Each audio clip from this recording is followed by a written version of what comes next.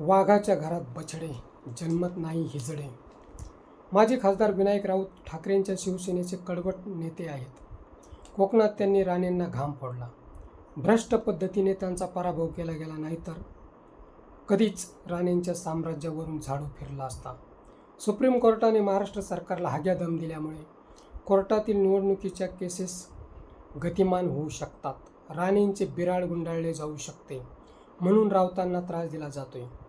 गीतेश राऊत हे मुंबई महापालिकेतील वार्ड क्रमांक 89चे नगरसेवक आहेत. ईश्वराने तृतीयपंथीयांना शरीराबरोबरच बोलणे, राहणीमान तसेच दिलेले आहे.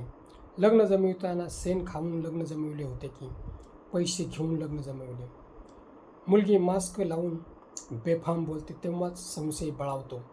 मुलीची आई तर मुलीच्या संसाराला पेटवायलाच निघाली. मुलीच्या संसाराबद्दल कोणतीच आई महाराष्ट्रात तरी असे बोलणार नाही. मात्र पैसे मिळाल्यानंतर राजकारणासारखे महाराष्ट्रात काहीही कधीही घडू शकते. या बोलघेवड्यांची महाराष्ट्रातून नक्कीच वरात काढली जाईल.